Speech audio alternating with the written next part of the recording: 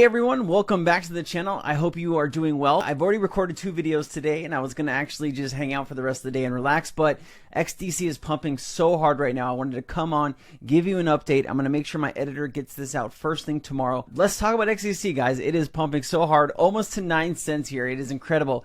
Actually, if you are in the Cryptonaires community, guys, you are buying XDC right here.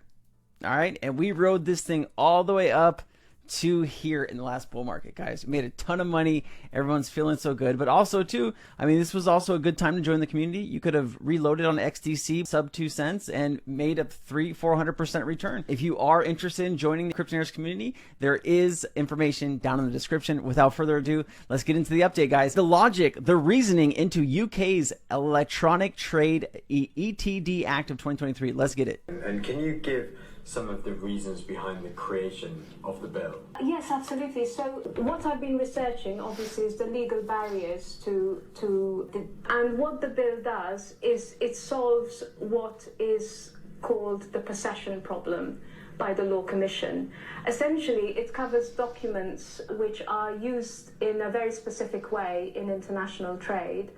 Essentially, this type of document gives the person who possesses it, if that person received it as a result of being issued it or received it pursuant to a valid transfer, it gives that person the right to claim performance of the obligation that's recorded in the document. So these are very important documents in international trade, and they function on the basis of possession. Now, the possession problem is that only tangible things can be possessed, and that is true of the law of many jurisdictions. It's almost invariably the case across the world. So the bill is there to basically recognize that electronic documents that fulfill certain criteria are capable of being possessed at English law. So guys, these laws are from the 1800s and everything needs to be updated for this new digital future. And the UK is one of the biggest countries in the world that has to do with traditional finance, TradeFi, all the shipping, all the logistics, and they are out in front leading the world in updating laws so everything can be done through digital documents. And that's why XDC pumping so hard right now. You have some of the best technology being built out on the XDC ledger through Inejio, digitizing all of these documents so trade can pass for much cheaper, much faster. If your goods get to the port, usually you have to pay for those goods when they get to the port, and that can take anywhere from 3 to 5 days using the SWIFT system. Through XDC and the XinFin network, you're actually going to be able to settle that trade instantaneously through the XDC network, and then you're going to be able to get your goods and go ahead and sell them. If you're a manufacturer and you're shipping goods, I mean, guys, think of how much more business your company could do per year just because you can settle and do all this trade instantly. It's so fantastic. This is more about the Electronic Trades Document Bill. Chris Southworth breaks it down. Let's take a look. Of that bill that can be not necessarily copy and pasted, but certainly the principles can be drawn across into other legal systems. So, you know, to put this in context of documents, 80% of bills of lading worldwide are all operating on English law. So English law, and that's a part of our heritage, our history, our legacy in the world.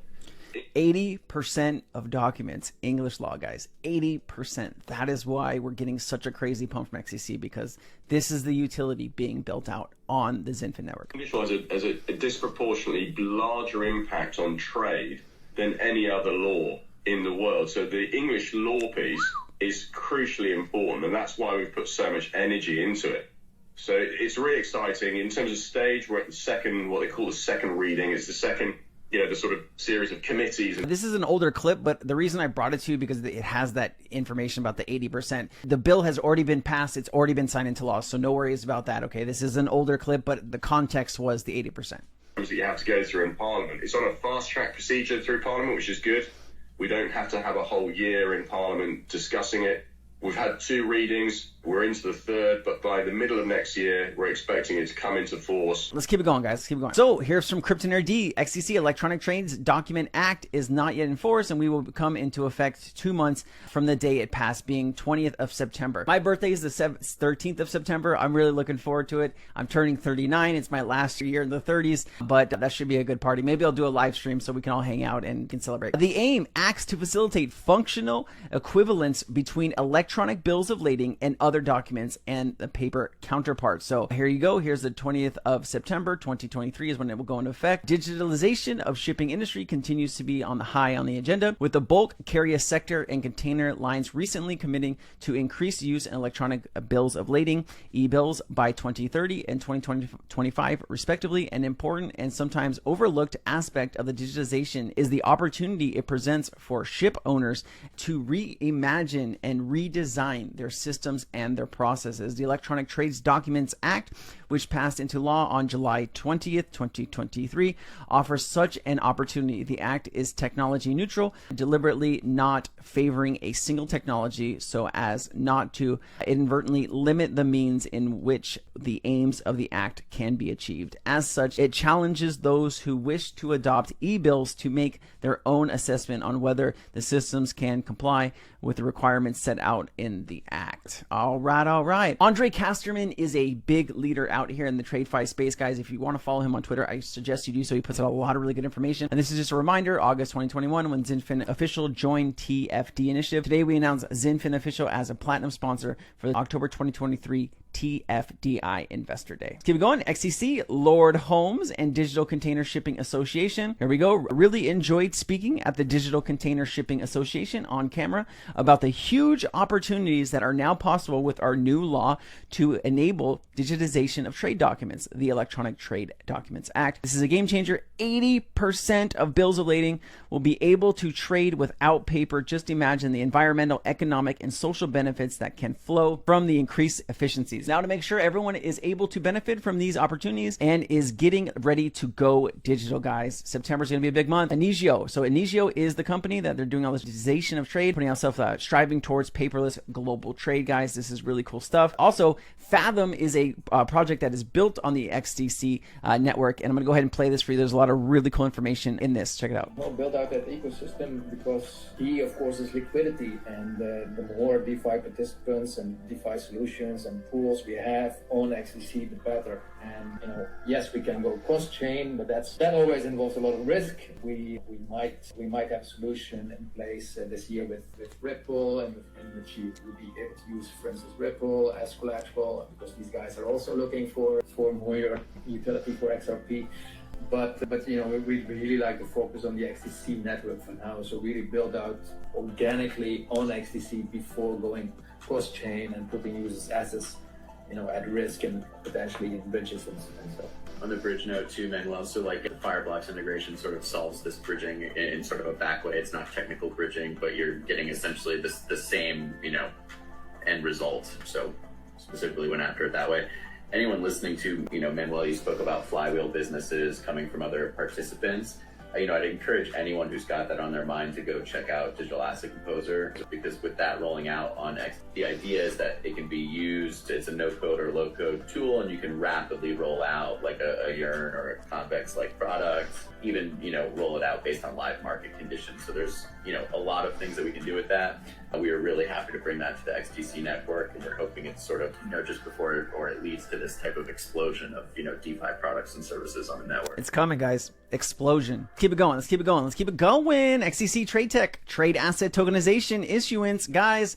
Trade asset tokenization issuance, exporter, advising bank, XDC network, trade tech, qualified investors. It's all coming together, guys. It's really cool. XinFin, this is from their official Twitter. XDC network has partnered with IDDA Infocom Media Development Authority, IDDA Singapore, by completing the integration with Trade Trust Digital Utility. The Trade Trust framework connects governments and businesses to a public blockchain, tracing the source and verifying the authenticity of digital issued documents. Additionally, XDC is launching a special purpose entity called XDC Trade Network, focuses on the interoperability of MLETR solutions and providing liquidity for trade documents developed on MLETR compliance solutions. Cool stuff. Also, guys, it's from Crypto Eerie. Let me go ahead and play this. Summer 2023 is going to be a year for the blockchain. Summer 2023 seems to be my year to meet many in the blockchain community. I met XDC dev Quincy Jones here on the channel more than 2 years ago. Quincy is a developer. He was building on XRP and now XDC. Very smart kid. Let me play this for you. Why is nobody talking about XDC Trade Finance going live next month? XDC is about to go crazy this year. We had another listener, Henry, down here. He said, highly consider XDC's integration into trade finance. and supply chain management. This will be huge globally. And Quincy, you're the perfect person to address that. So are our listeners correct? Is this a massive development for the XDC network? Yeah, so you're seeing a lot of, so this is actually the funniest thing. There's a lot of engagement on XDC all the time.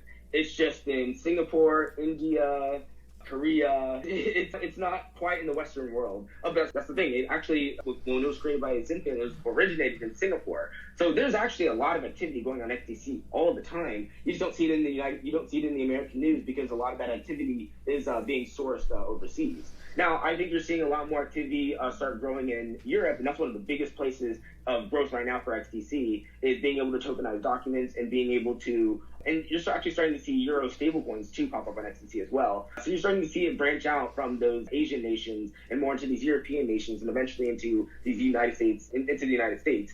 But the biggest thing is there's a lot of advancements happening in a lot of different ways, and a lot of these businesses are just running their business. So you'll have Zinfin, Trade Trust. You'll have all these different businesses that are doing different things, and they're just utilizing the technology to allow for the... Japan's banking giant SBI VC Trade offers staking interest from 4% to 8% with industry trade finance coin XDC by Zinfin. That's a huge deal too, guys. SBI is all up in the mix with XDC. Be a bit more efficient, but as they grow their business, they also grow the adoption of the technology because their business partners all adopt the technology. As their business partners adopt the technology, they start improving their business. They end up getting a higher level of growth. As they get a higher level of growth, other businesses will start adopting the technology so they can also replicate that growth. You're seeing a lot of, like I said, you're seeing a lot of growth all over the world with XDC. You just don't quite see it here because it wasn't necessarily originated here. Europe seems to be the big spot right now. Like I said, right, for the longest bit, it seemed to be Singapore. But right now, Europe is the biggest spot. There's the Euro stablecoins that are popping up, which is allowing for a ton of different applications to be built around Euros. Studios start seeing more US stablecoins, whether it's USDT, USDC, whatever it may be. But Europe is like the, and mostly because Europe seems to have a bit more of a regulatory clarity around it. There's been a lot of different legislation around tokenizing documents, tokenizing identities, and stablecoins. And so that's really where a lot of the Let me keep it going here, guys. Let's get this finished. Remember, XRP is not the only digital asset with clarity. ICC. Although still in trade discussions, but we all know that technology is only a tool, and trade digitalization cannot happen in a regulatory vacuum. Today's final session will discuss the role that governments and international organizations can play to support the development of a regulatory and a policy framework conducive to trade digitalization and to the deployment of distributed ledger technology. I'm delighted that we have with us today two keynote speakers who will share their vision of blockchain for trade. Mr. John Denton, Secretary General of the International Chamber of Commerce.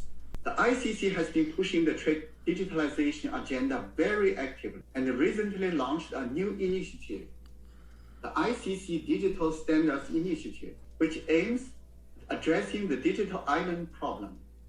The fact that many of the projects that are being developed follow a siloed and disconnected approach, leading to... Let's keep it going. We're almost done here, guys. Ray Fuentes is ending this whole chat here. Guys, remember, if you were a CryptoNerds member, you would have made so much money being able to get into XDC early. If you're just learning about XDC and buying into this pump, guys, think of how much more XDC you could have had just by joining a community that was $50 a month. Members are really happy, but, you know, anyway.